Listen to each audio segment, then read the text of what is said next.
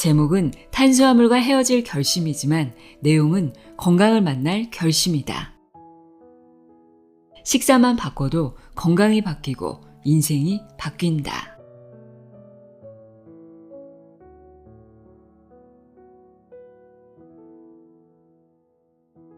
안녕하세요. 나의 소리책 갈피 소리내어 읽다입니다. 오늘은 당뇨병 치료 전문의임에도 불구하고 당뇨병의 고혈압, 복부 내장지방 과다 등 대사증후군 환자였던 의사가 쓴 책입니다. 현재 일본 최고의 당뇨병 전문의 에베코지 박사의 탄수화물과 헤어질 결심입니다. 에베코지 박사는 일본 최초로 저탄수화물 식단을 대중화시킨 인물이라고 합니다. 이 책은 저자 자신의 경험과 수십 년 동안의 임상 경험을 바탕으로 쓴 책입니다.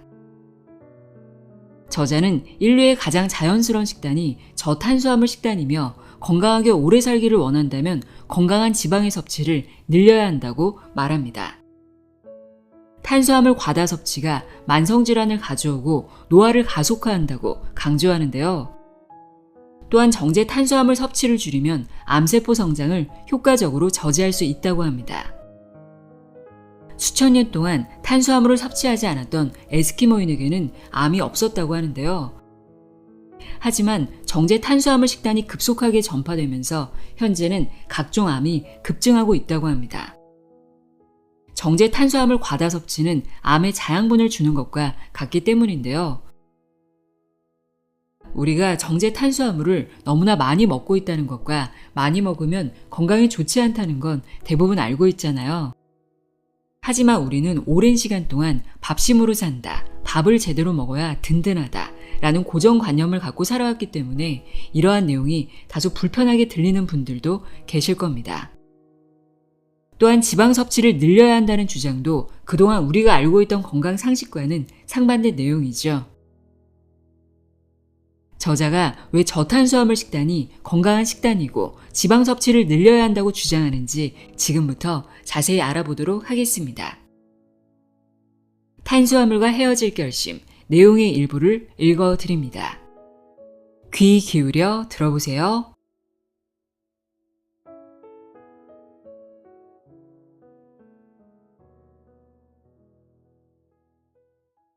서문. 당뇨병에 걸린 불량 의사의 고백. 저는 당뇨병을 치료하는 의사입니다. 현재 일본 교토에 위치한 다카오 병원의 이사장으로 근무하고 있습니다. 올해 나이는 72세입니다.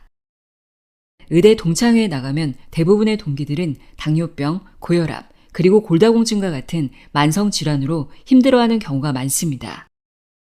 하지만 저는 아직 시력과 청력 모두 건강합니다. 안경도 쓰지 않으며 보청기도 사용하지 않습니다. 치아도 건강합니다. 충치와 잇몸 질환도 없습니다. 혈당, 혈압, 그리고 콜레스테롤 수치도 모두 정상입니다.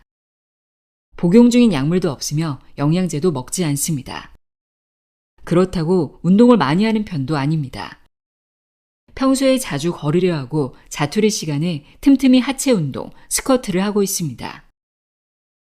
처음부터 저에 대해 자랑하듯 말씀드렸는데 오해는 하지 말아 주십시오. 저는 당뇨병을 치료하는 의사임에도 불구하고 50대 초반에 당뇨병에 걸린 불량 의사였음을 고백합니다. 아버님은 당뇨 합병증으로 77세에 다리를 절단했으며 81세에 심장마비로 돌아가셨습니다. 아버지와 같은 고통의 길을 걷고 싶지 않았습니다. 그래서 젊은 시절부터 철저하게 식단을 관리했습니다. 현미, 채소, 그리고 생선 위주의 건강한 식단을 지속했습니다. 1년에 한 번은 장기 단식도 했으며 매주 운동도 게을리하지 않았습니다. 의사라는 직업 때문이라도 건강을 위해 많은 노력을 하였습니다. 그런데 40대 중반을 지나면서 몸의 이상 신호가 소리 없이 찾아왔습니다. 보건당국이 권유하는 건강한 식단을 지속했음에도 체중과 뱃살은 늘어만 갔습니다. 근육이 감소하고 기력이 떨어지는 것을 몸으로 느낄 수 있었습니다. 한마디로 체력이 꺾이기 시작한 것입니다. 다시 강도 높은 운동을 시작했습니다. 매일 피트니스 센터에 가서 자전거 타기와 근력 운동을 했으며 매주 2회 테니스도 쳤습니다. 무엇보다 식사량을 줄였습니다. 하지만 이러한 노력에도 불구하고 50세 초반에 당뇨병과 고혈압 판정을 받고 말았습니다. 신장 167cm, 몸무게 67kg으로 비만은 아니었지만 복부 내장 지방이 문제였습니다. 혈액 검사 결과 혈압은 180에 100, 당화혈색소 6.7이었습니다. 참고로 당화혈색소 6.5 이상은 당뇨병 환자로 판정합니다. 전형적인 대사증후군 환자가 되고 말았습니다. 내 몸의 변화를 위한 특단의 조치가 필요한 상황이었습니다. 당시 다카오 병원을 총괄하는 이사장은 동업자이며 친형인 에베 유이치로였습니다. 그는 환자 치료를 위해서 항상 공부하고 실천하는 의사였습니다. 1999년 그는 일본 최초로 다카오 병원에 당뇨병 환자를 대상으로 저탄수화물 식단을 도입했습니다. 저를 포함해서 병원 영양사들은 의심 가득한 시선으로 지켜보았습니다. 그 이유는 저탄수화물 식단이 당시 보건당국과 영양학계의 가이드라인과는 완전히 역행하는 식단이었기 때문입니다. 저는 형이 또 이상한 일을 벌이는구나 라며 내심 걱정했습니다. 그러던 어느 날 병원에 중증 당뇨병 환자가 입원했습니다. 이 환자는 식후 혈당 수치 560, 당화혈색소 14.5로 심각한 상황이었습니다. 참고로 공복 혈당 126, 식후 2시간 혈당 200 이상은 당뇨병으로 진단합니다. 저는 기존 방법대로 환자에게 현미채식을 기반으로 저지방 식단을 적용했습니다. 하지만 일주일이 지나도록 식후 혈당 수치는 여전히 400을 넘나들었고 호전의 기미를 보이지 않았습니다. 식단이 효과가 없었던 것입니다. 해결 방법을 찾아야 했습니다. 결국 반신반의하면서 형 에베 유이치로의 저탄수화물 식단을 적용해 보기로 했습니다. 그런데 놀라운 일이 일어났습니다. 중증 당뇨병 환자의 식후 혈당이 단시간에 정상으로 돌아온 것입니다. 인슐린 주사와 혈당 강화제 같은 약물을 사용하지 않았음에도 말입니다. 순간 망치로 두들겨 맞은 것 같은 충격을 받았습니다. 드라마틱한 치료 효과를 직접 확인한 저와 영양사는 병원 차원에서 본격적으로 저탄수화물 식단을 연구하기 시작했습니다. 먼저 나 자신을 임상 대상으로 저탄수화물 식단을 적용했습니다. 육류, 생선, 채소, 두부 등은 자유롭게 허용하고 밥, 빵, 면과 같은 정제 탄수화물 음식을 철저히 제한했습니다. 하지만 좋아하는 술은 끊지 않았습니다. 대신에 탄수화물이 함유된 맥주, 정종 등의 발효주는 삼가고 오로지 증류주 소주만 마셨습니다. 그 결과 6개월 뒤에는 체중을 11kg 감량했고 혈압과 혈당 수치가 거짓말처럼 정상으로 돌아왔습니다. 마침내 대사증후군의 수렁에서 탈출할 수 있었습니다. 체형은 학창시절로 돌아왔고 지금까지 그대로 유지하고 있습니다. 이 책은 저탄수화물 식단에 대한 수십 년 동안의 임상 경험과 수많은 독자분의 목소리를 종합한 살아있는 기록입니다. 만성질환이 쓰나미처럼 몰아치고 있습니다. 이 쓰나미의 가장 큰 진앙은 잘못된 식단에 있습니다. 인류의 가장 자연스러운 식단, 저탄수화물 식단을 실천한다면 체중을 감량하고 건강을 되찾을 것입니다. 암, 고혈압, 혈관질환, 당뇨병과 같은 만성질환을 개선할 수 있습니다. 맛있게 식사를 즐기면서도 원하는 목적을 실현할 수 있습니다. 어떻게 확신할 수 있냐고요? 20년 넘게 직접 실천한 제가 그 증거입니다. 하지만 아무리 좋은 치료법이라도 스스로 실천하지 않으면 아무 소용이 없습니다. 탄수화물과 헤어질 결심을 하십시오. 체중을 감량하고 질병이 치료될 것입니다. 더불어 행복한 라이프 스타일도 만드실 수 있습니다. 우리의 DNA는 곡물에 익숙하지 않다. 인류는 농업을 통해 곡물의 시대로 접어들게 됩니다. 곡물은 저장과 이동이 용이했으며 더 많은 단순 에너지를 공급할 수 있었습니다.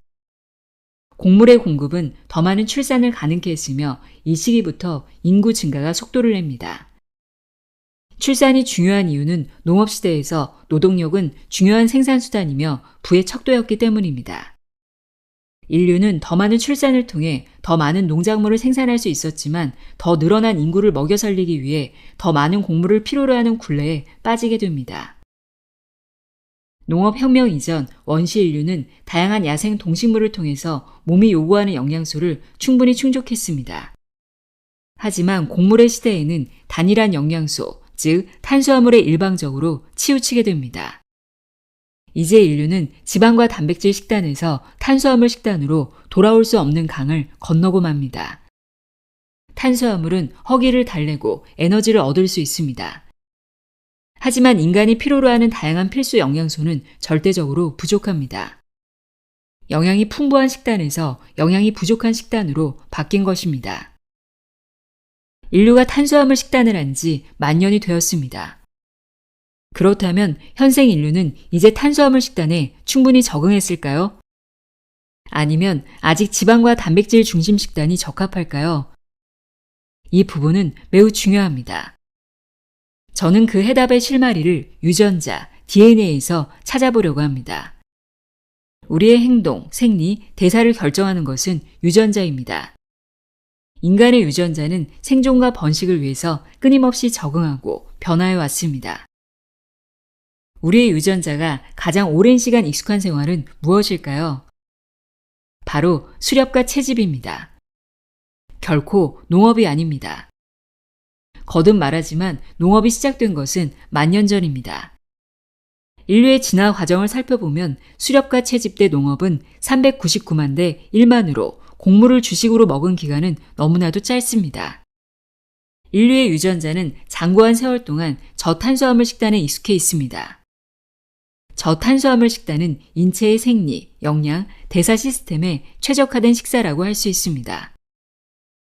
그런데 현재 우리의 식단은 총 칼로리의 60에서 70% 이상을 곡물에 의존하고 있습니다.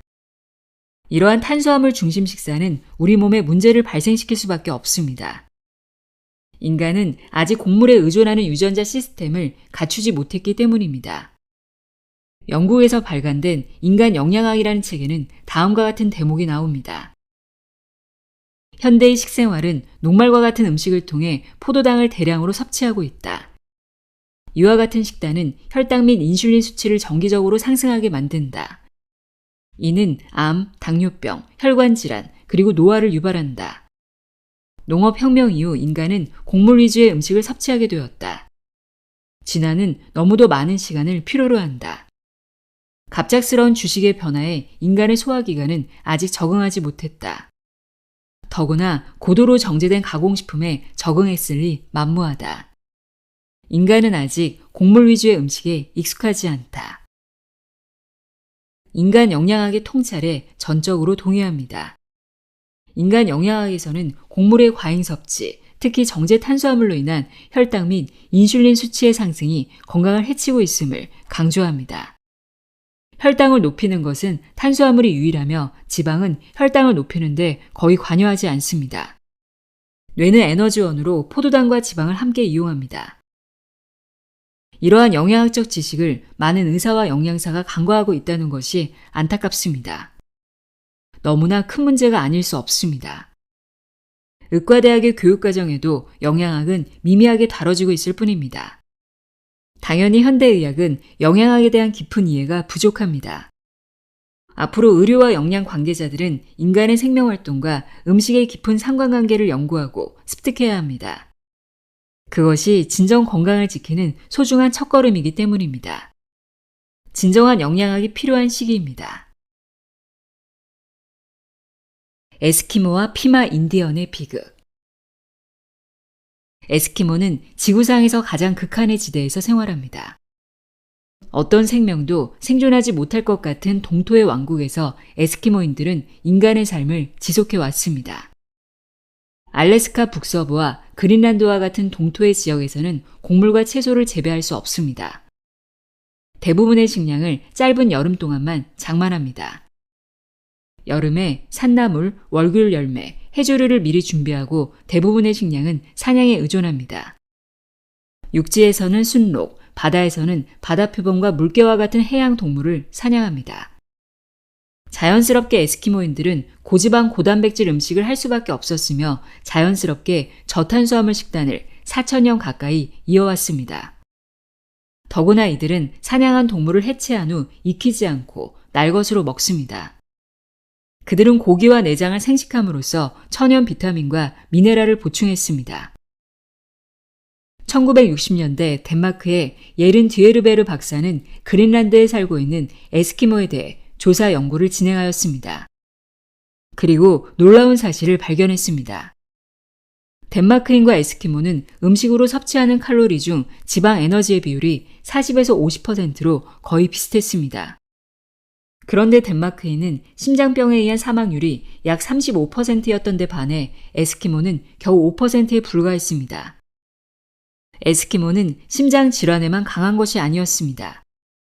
암, 뇌경색, 심근경색, 동맥경화, 그리고 당뇨병 등의 발병률도 매우 낮았습니다.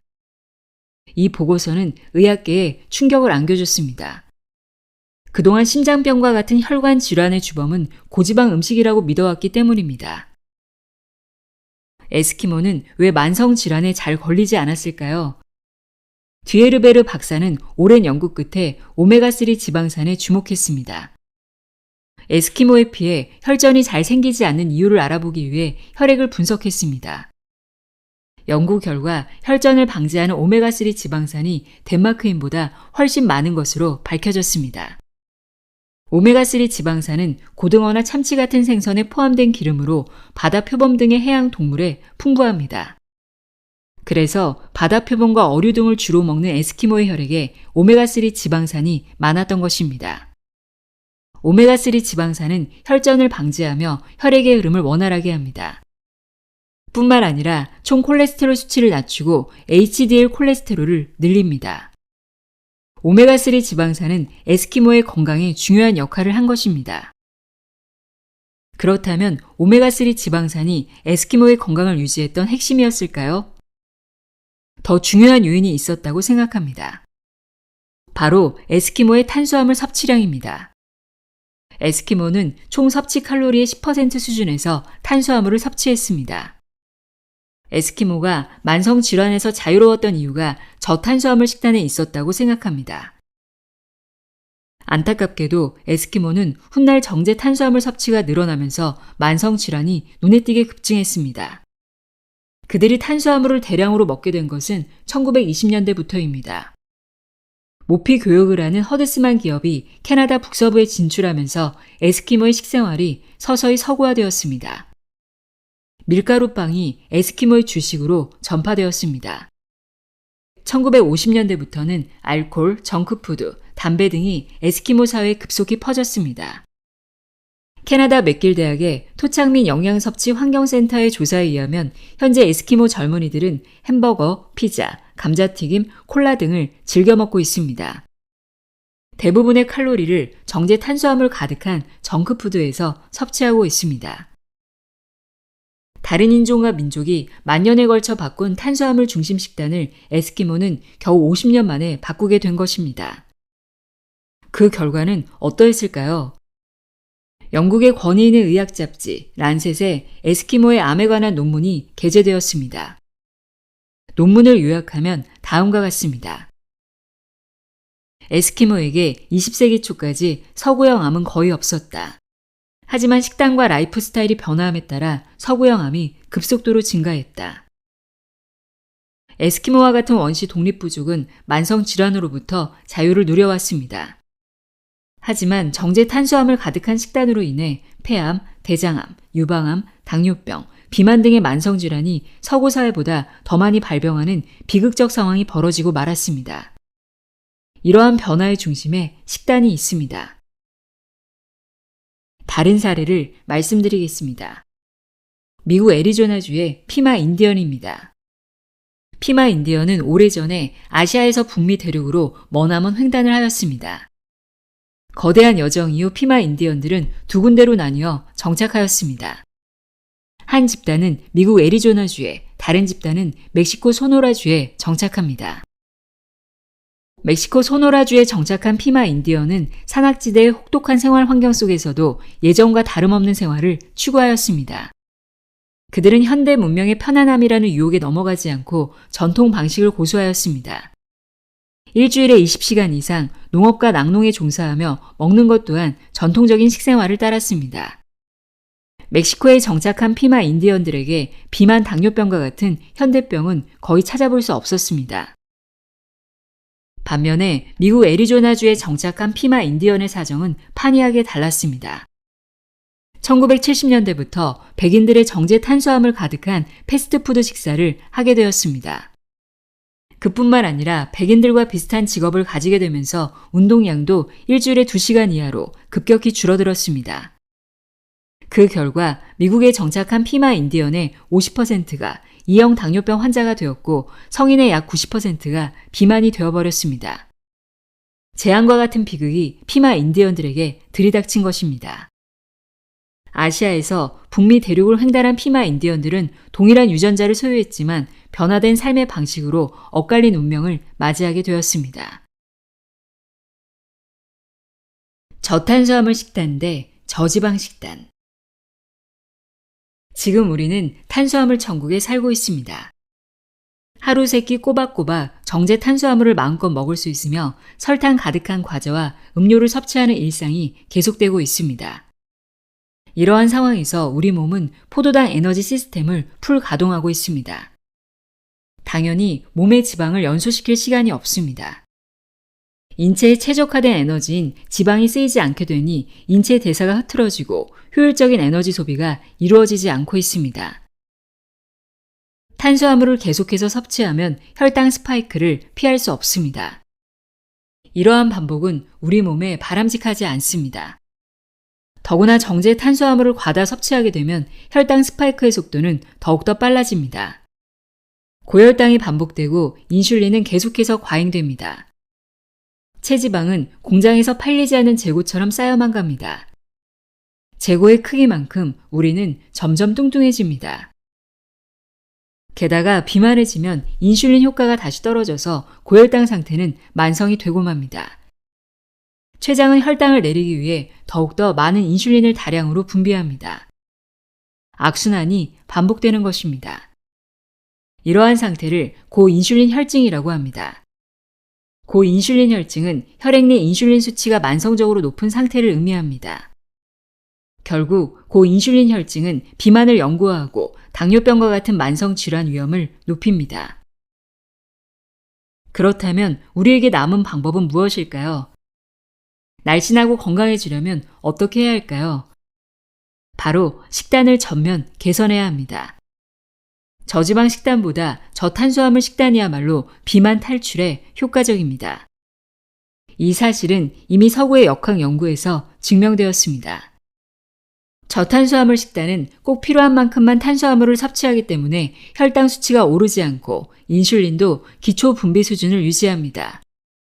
탄수화물을 섭취하면 인슐린이 평소보다 10배에서 30배 추가 분비되는 데 반해 지방을 섭취했을 때는 인슐린의 추가 분비가 거의 없습니다. 비만 호르몬인 인슐린 추가 분비가 없으니 당연히 체지방은 쌓이지 않는 것입니다. 또한 저탄수화물 식단은 인체 본연의 에너지원인 지방 시스템을 효과적으로 이용할 수 있기 때문에 체지방을 자연스럽게 연소시킵니다.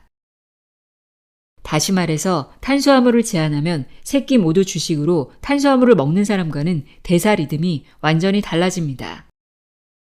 저탄수화물 식단은 고단백질 식사이기 때문에 일반적인 식사보다 에너지 소비량이 늘어납니다. 이를 특이 동적 작용이라고 합니다. 이 현상은 식사할 때 체내에서 영양소가 분해되면서 그 일부가 열로 소비되는 작용입니다.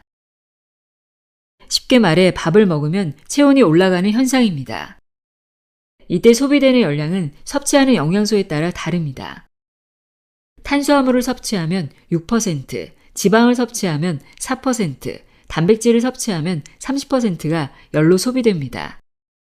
따라서 단백질 함량이 높은 저탄수화물 식단은 일반 식사보다 열량 소비가 많습니다. 이에 더하여 지방이 에너지로 전환된 케톤이 필요 이상으로 늘어나면 소변이나 호흡을 통해 배출됩니다. 다만 그 양은 포도당이 만들어질 때 사용하는 에너지에 비해서 소량입니다. 저탄수화물 식단이 체중 감량에 도움이 되는 이유는 다음과 같습니다.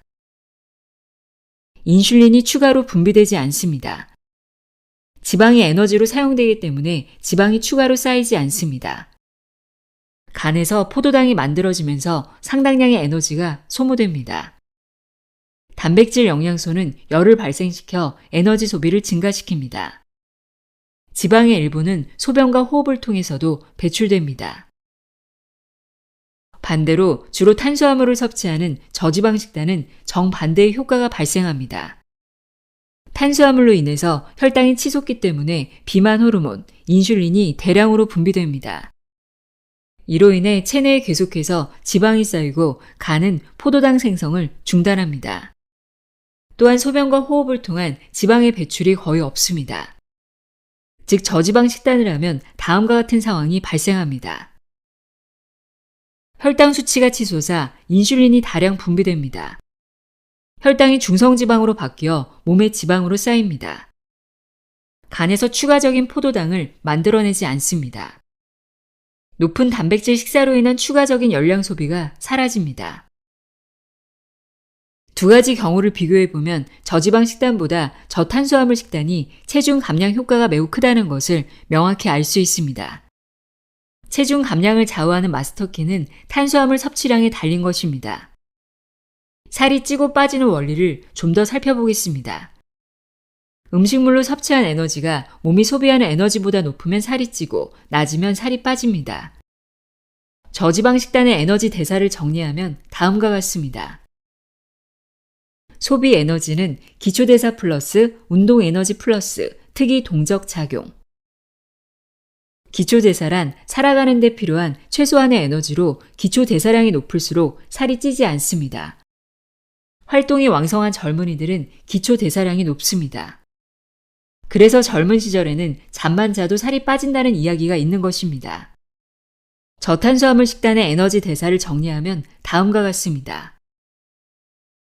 소비 에너지는 기초대사 플러스 운동 에너지 플러스 특이 동적 작용 상승 플러스 포도당 신생합성 플러스 소변과 호흡으로 배출. 저탄수화물 식단은 추가적인 에너지 소비가 이루어지는 시스템입니다. 지방이 계속해서 연소하는 상태가 되며 인슐린의 추가 분비가 없습니다. 그래서 체중을 쉽게 빠지게 하는 장점이 있습니다. 이처럼 동일한 칼로리를 섭취하더라도 저탄수화물 식단이 저지방 식단보다 체중 감량 효과가 크다는 것을 알 수 있습니다. 당신은 음식을 충분히 즐기면서 체중을 감량할 수 있습니다.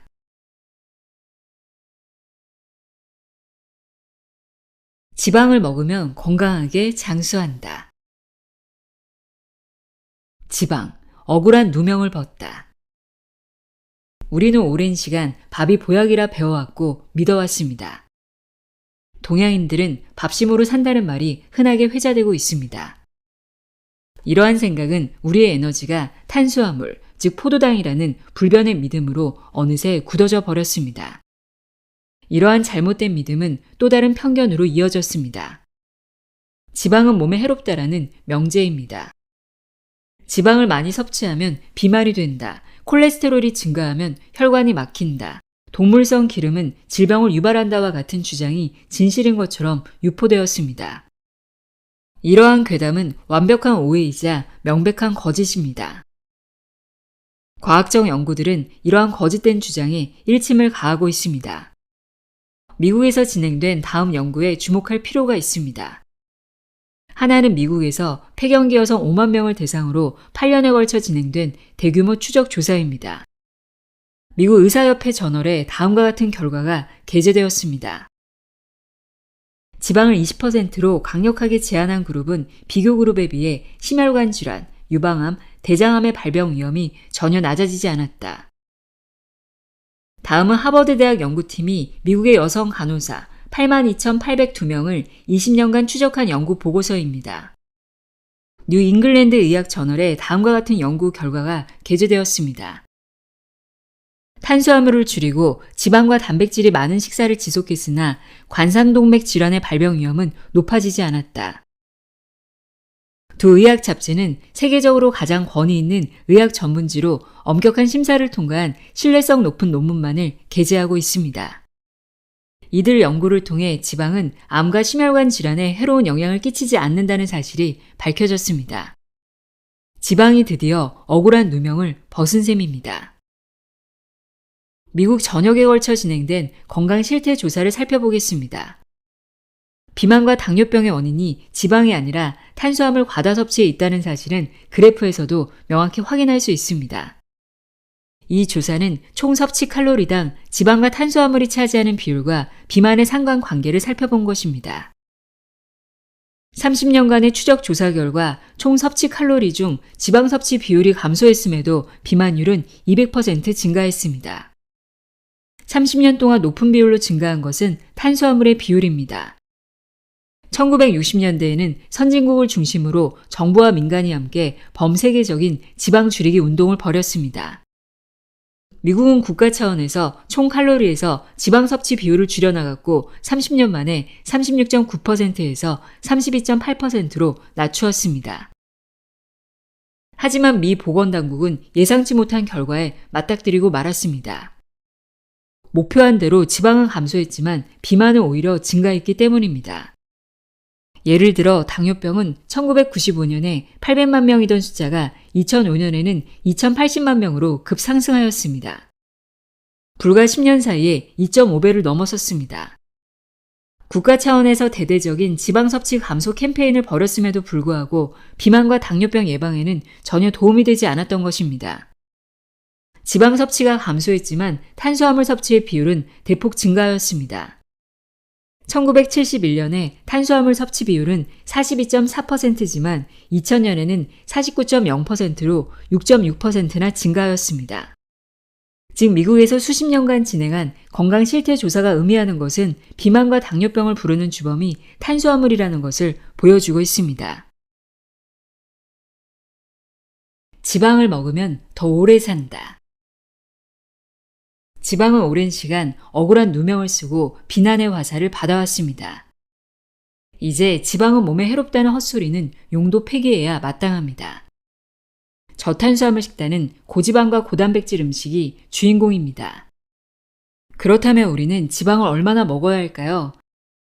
시바타 히로시 박사의 저서 일본인의 이상한 영양 상식에서 그 실마리를 찾아보도록 하겠습니다. 히로시 박사는 이 책에서 전 세계 137개국 남성의 지방 소비량과 평균 수명의 관계를 그래프로 분석하였습니다. 그래프를 살펴보면 평균 수명은 하루 지방 소비량 1인당 125g까지 계속 늘어나는 것을 알 수 있습니다. 즉 지방과 수명은 정비례 관계를 보이고 있습니다.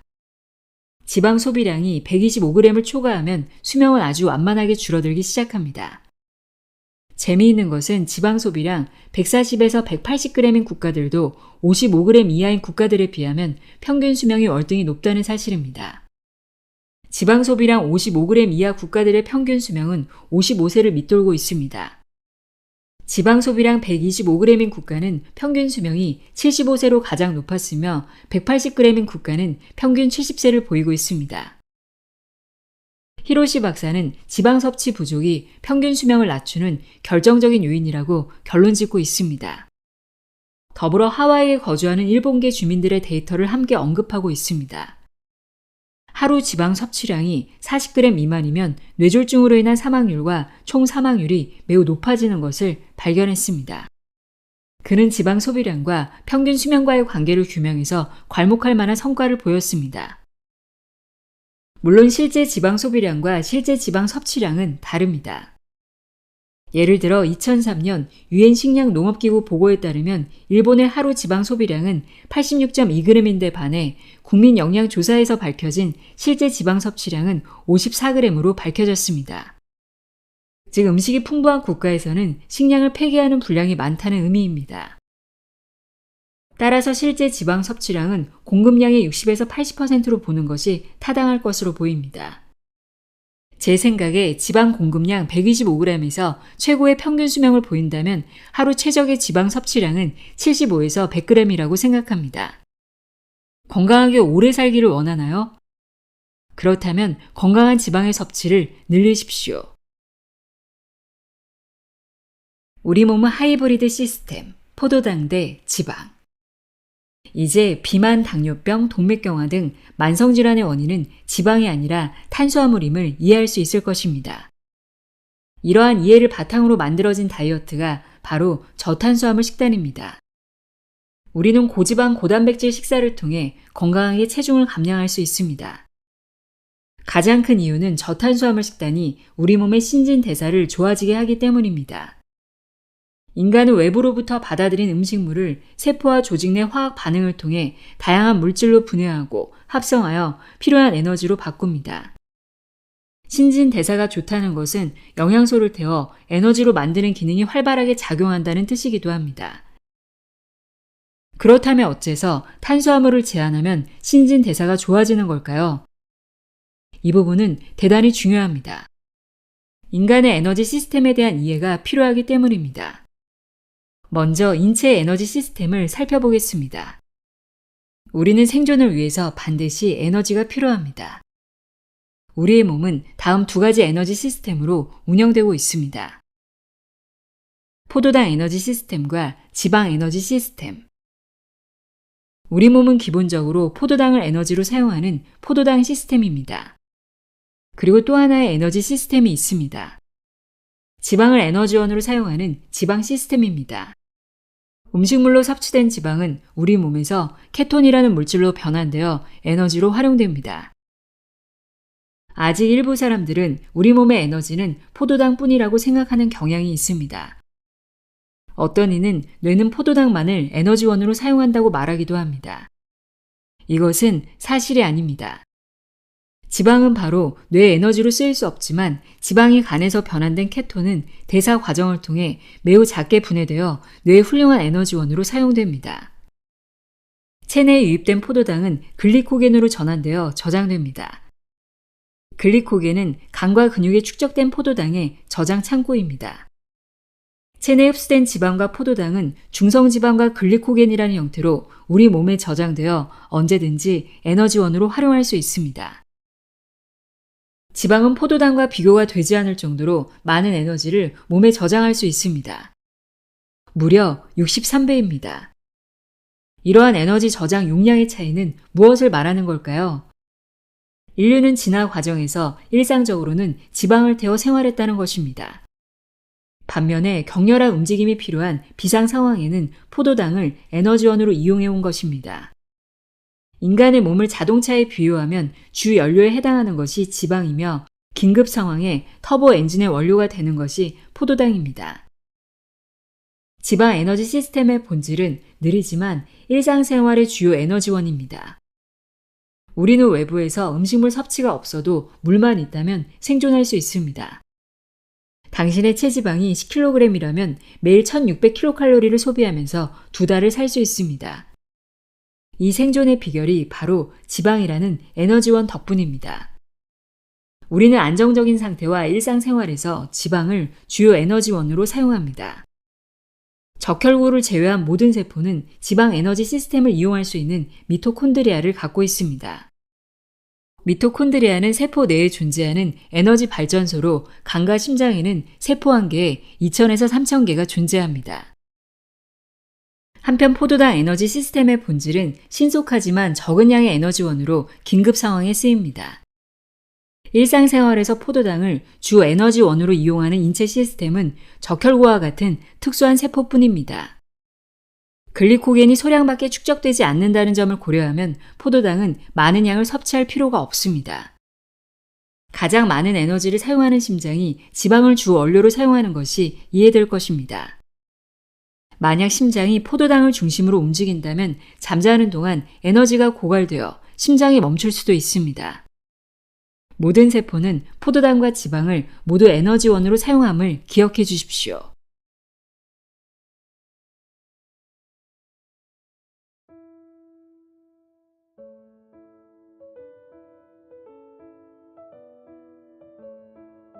탄수화물과 헤어질 결심 읽어드렸습니다. 고기를 듬뿍 먹고도 밥을 먹어야 식사를 제대로 한 것 같다고 느끼는 분들 계실 겁니다. 또 밥심으로 살아온 세월이 있기에 오늘 전해드린 내용이 불편하신 분들도 계실 텐데요. 분명한 사실은 정제된 탄수화물과 가공식품 섭취를 줄여야 한다는 겁니다. 그렇다면 나에게 잘 맞는 건강한 식단은 어떤 식단일까요? 제가 생각하기에 저탄고지든 채소 과일식이든 내 몸을 통해서 직접 실험해 보는 것이 가장 좋은 방법이 아닐까 싶습니다. 오늘도 함께 해주셔서 고맙습니다.